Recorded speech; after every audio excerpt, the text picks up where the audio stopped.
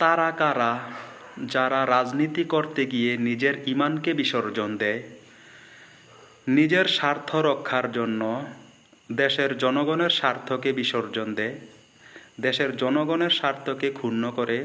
তারা কারা? তারা কি লেখাপড়া করে না? দেশপ্রেম ঈমানের অঙ্গ। তারা কি পড়াশোনা করে না? জীবে প্রেম করে যেজন সেজন সেবিছে ঈশ্বর। তারা কি হাদিস পড়ে নাই? আল্লাহকে পাইতে হইলে নবীকেই, আল্লাহকে পাইতে গেলে আল্লাহকে ভালোবাসতে হলে নবীকেই ভালোবাসতে হবে, নবীকে অনুকরণ করতে হবে, নবীর আদর্শ বাস্তবায়ন করতে হবে, তাহলেই জান্নাত পাবে। তারা কি আরও জানে না যে দুইজন মুসলিম বাদশাহ সারা পৃথিবী শাসন করছে? তারা কি জানে না দুইজন অমুসলিম শাসক সারা পৃথিবী শাসন করছে? তারা কি জানে না নবী রাসূল দুনিয়াতে আল্লাহর একত্ববাদ কায়েম করছে এবং রাজনীতি করছে এবং মানুষের অধিকার দিয়েছে? তারা কি জানে না 4 জন সাহাবী রাজনীতি করছে এবং রাষ্ট্রপ্রধান প্রধানমন্ত্রীও ছিল?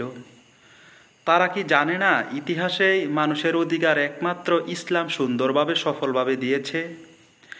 তারা কি জানে না দেশের মানুষ কি চায়, কিভাবে দেশের মানুষের চাহিদা পূরণ করা যায়, কিভাবে দেশ উন্নয়ন করা যায়? 1400 বছরের ইতিহাসে বাংলার জমিন কেন অনুন্নত? যেখানে ব্রিটিশরা শাসন করেছে, বারবিয়ারা শাসন করছে, ইংরেজরা শাসন করেছে, পাকিস্তানিরা শাসন করেছে, পৃথিবীর বিভিন্ন প্রান্ত থেকে বণিকেরা এসে শাসন করেছে, যোগাযোগ ব্যবস্থা উন্নয়ন করেছে বহির্বিশ্বের সাথে।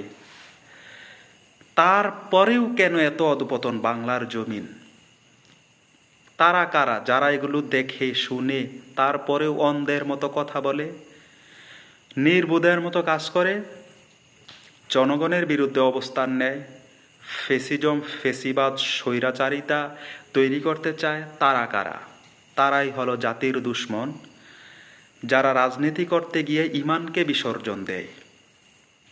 তারাই হলো জাতির দুশ্মন, যারা জাতির মধ্যে বিভেদ তৈরি করে, নানা রকম কটূক্তি করে, ইসলামকে অপব্যাখ্যা করে, নানা রকম অপবাদ দিয়ে দেশের আলেম সমাজকে এবং ভদ্র সমাজকে, শিক্ষিত সমাজকে, তারা চায় দেশের জনগণ সচেতন না হোক, শিক্ষিত না হোক এবং ঐক্যবদ্ধ না হোক। কারণ শয়তানের দল, কুফুরি মতবাদকে মুছে দিয়ে প্রত্যেক দলের, প্রত্যেক ধর্মের সকল নাগরিককে সুখে থাকতে হলে ঐক্যবদ্ধ জাতি, আলোকিত সমাজ, ইসলামিক সমাজ একমাত্র পথ, যেটা কুফুরি শক্তি তারা চায় না। দেশে বসে বিদেশে বসে ইসলামের বিরুদ্ধে কথা বলে, ইনডাইরেক্টলি, সরাসরি বলে না। তো আল্লাহ তাআলা বলে দিয়েছে, কোনো মানুষ সরাসরি বলুক আর প্রত্যক্ষ পরোক্ষভাবে বলুক, যেভাবেই বলুক, অন্তরে লালন করুক অথবা প্রকাশ্যে করুক, পাপ পাপী, আর পাপের দ্বারা তার ঈমান চলে যাবে। আর কিছু কিছু কথা বললে মানুষ কাফেরও হয়ে যেতে পারে। যে বিষয়টার প্রতি লক্ষ্য রেখে বাংলাদেশের প্রত্যেকটা জনগণকে, বিশেষ করে যারা মুসলিম দাবি করে, তাদের কথা বলতে হবে। যে যেই দলই করুক তার স্বাধীনতা আছে, যে যেই ধর্মেরই হোক তারও স্বাধীনতা আছে তার ধর্ম পালন করার।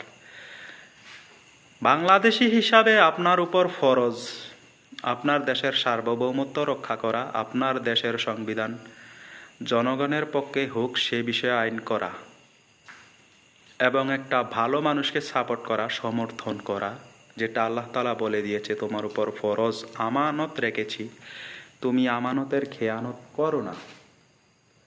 কারণ জালেম আমানতের খেয়ানত করে, কোনো মুমিন মুসলমান আমানতের খেয়ানত করতে পারে না।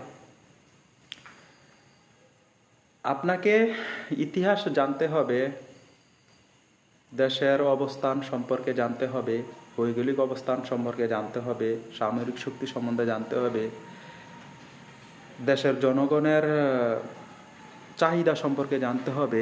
এই দেশে কত ভূমির পরিমাণ কত, জনগণের পরিমাণ কত, এখানে উন্নয়ন হচ্ছে না কেন, এই বিষয়গুলো মাথায় রেখে আপনাকে সংবিধানে আইন পাশ করতে হবে। জনগণের বিরুদ্ধে যায় এমন কোনো কাজ করা যাবে না।